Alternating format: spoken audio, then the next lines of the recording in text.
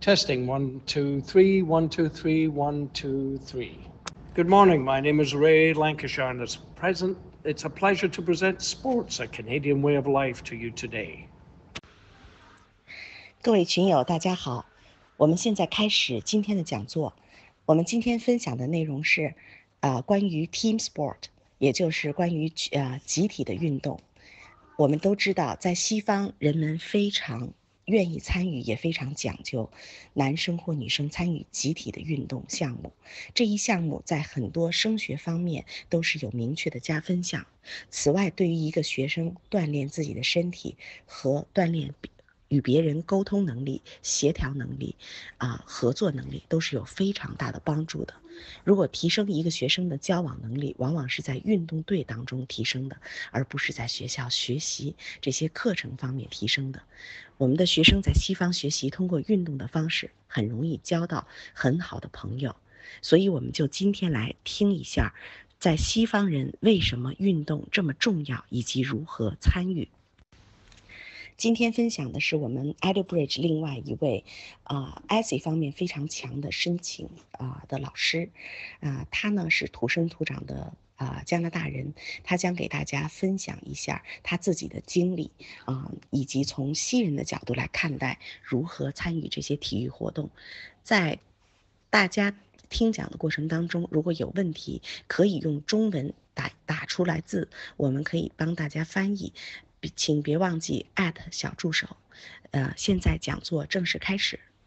Good morning. My name is Ray Lancashire, and it's a pleasure to present Sports, a Canadian way of life to you today. While the topic of my presentation concentrates on the benefits of team sports, this in no way diminishes the importance of individual sports like tennis, golf, swimming, diving, or athletics. Having said that, let's concentrate on team sports, which have always been an integral part of the curriculum in both the private and public education systems in Canada. Furthermore, the strong emphasis on participation in one team sport or another is a vital part of schools' determination to balance and seek excellence both academically as well as athletically. So let's discuss the 5 headings you see on this slide. I want to begin with the benefits of being part of a team. And I'll get a little personal here. As a child, an adolescent, and an adult, I was, and in fact still am, in love with the game of soccer, which is played in just about every country in the world. And from my personal experience as both a player and a coach, I experienced a wonderful sense of achievement as a member of a sometimes winning team. And even when we didn't win, we lost as a group and shared the emotions of losing together.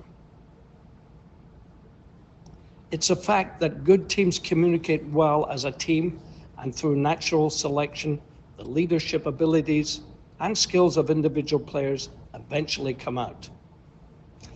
And this often results in using soccer again to illustrate the point. Think of every time a player has the ball. He or she has to decide whether to pass, hold on to it, or shoot. And all of these must be taken in the context of how well it will work to the benefit of the team. Team sports can also lead to a reduction of overaggression and stress that many children deal with through hectic schoolwork loads and academic expectations. In other words, team sports can be a great release valve. And added to that is that the regular physical activities of playing in a team, no matter what the sport, goes a long way to building strong bodies and reducing health problems as we grow older. Now let's look at influences. There are 3 main influences in encouraging team participation. Let's discuss them one at a time. Research by Sports Canada has shown that children are usually introduced to a team sport through family members, who often have played one or more sports themselves. Families invest time, their emotional support, and fund some of these sports activities, which increases the students' commitment to the sport. Again, I'd like to use my own family as an example. I am lucky enough to have 2 grandsons. The eldest is 12 years old, and he plays ice hockey and soccer, not only for his public school, but he also plays both of these sports at a recreation. I should also mention that the opportunity to participate in team sports continues at both the college and university level across the country. This translates to an important fact, and that is your child will join Canadian schools which have a strong mandate to produce a balanced student who excels in both academics and extracurricular activities. Your choice of schools may be influenced by your child's sport. Several schools have a world-famous reputation for a particular sport. And there is one more important fact I should mention. Successful school sports teams add up to overall school pride. And this success can often influence which school you want your child to attend, particularly if they have shown a talent for one of the team sports we've talked about. Toronto is very fortunate as a major city to have 5 major professional sports teams to choose to watch. We have, for example, the legendary Toronto Maple Leafs ice hockey team, the Toronto Raptors basketball team, the Toronto Blue Jays baseball team, Toronto FC Soccer Club, and the Toronto Argonauts, who are part of the Canadian Football League. With so many teams, there is a tremendous amount of coverage in all of our media, not only in the city of Toronto, but Canada-wide. And that media encompasses TV, radio, newspapers, magazine, and increasingly social media. And all of these team sports are very strong influencers for children choosing a team sport to follow and The result is that Canadian basketball players are increasingly being selected earlier in the annual draft by professional teams. And this was something that was totally unheard of 20 years ago.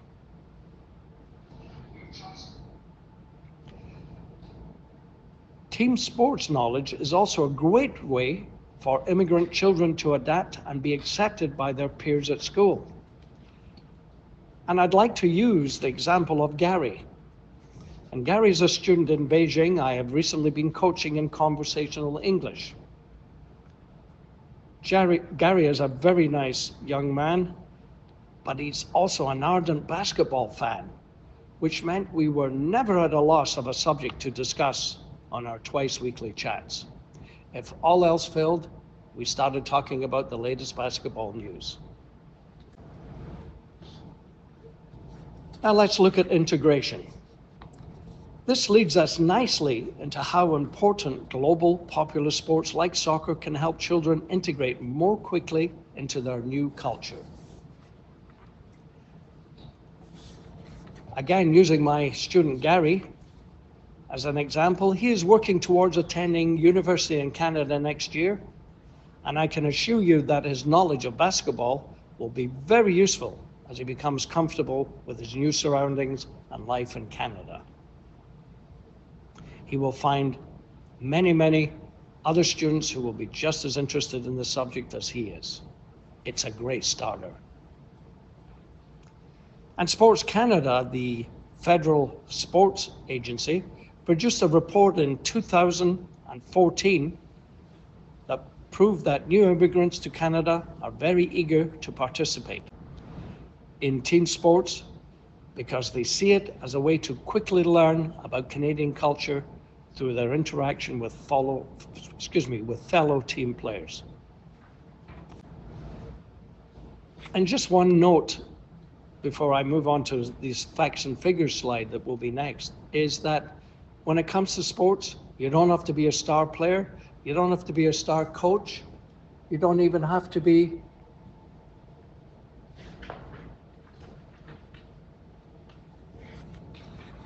anything other than involved in the sport. You could even be the equipment manager. You could even be the cheerleader. There are many things you can do. You don't actually have to be a participant on the field. You can be part of the sports program per se. Now here are some facts and figures I thought may be useful to you. This next slide outlines the popularity of the main team sports played in Canada. Not surprisingly, soccer is the most popular sport for both boys and girls. Again, the success of Canada's women's soccer team has had a major impact on increasing the number of girls playing in the past 15 years. The girls' soccer team in Canada was hugely successful and appeared in the World Cup of girls' soccer. Interestingly, soccer is also the least expensive sport to play, and it requires very little in the way of equipment. These figures I'm showing you were actually produced from a 2014 national survey and do not truly reflect at all school levels in basketball, which is reflected through the success of the Toronto Raptors professional team. It's worth noting that not only fans like to follow a winner, winning teams are also the best recruiting agent and influencers for children in their decision on which team sport or sports to play. I've also included this next slide on adult sport participation in Canada, where you will see that apart from golf, the popularity of each team sport is close to the ranking to team sports played by children. Now, to summarize what I hope has been a straightforward presentation, no matter their academic performance, all children in Canada are exposed and expected to participate in team sports. There are no exceptions. They will be faced with a decision about team sports somewhere when they join whichever school. With the encouragement of family and friends, this participation can be an exciting and rewarding part of their growing maturity. There is no question that a healthy balance between academic achievement and enjoyable participation in team sports leads to children who are healthier, more confident, better socially integrated, and most important, happy. Thank you for your attention to this presentation. I appreciate you being here, and I'm happy to answer any questions you may have. Thank you for that question. The answer is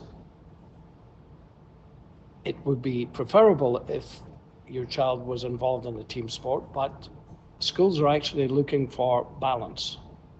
So they could be involved in also drama, robotics, and individual sports.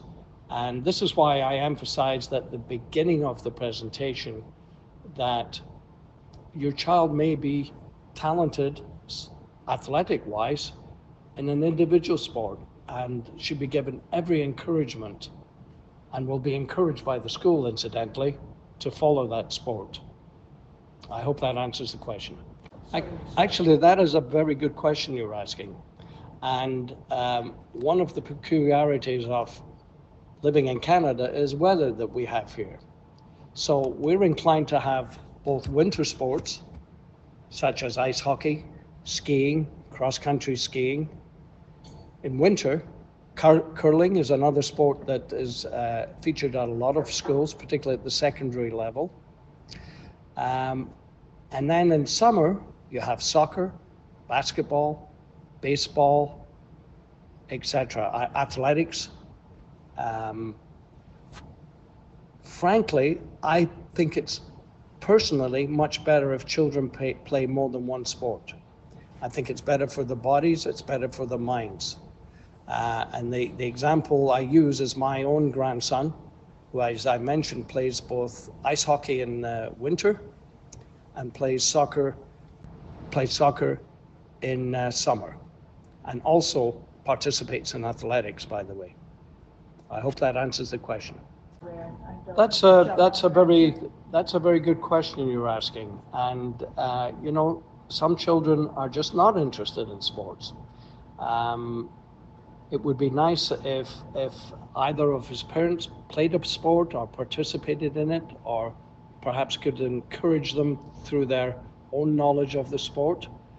But if he or she still shows no interest, then he or she can perhaps get more involved in arts programs, or in drama, or in music is another avenue, and maybe even community work.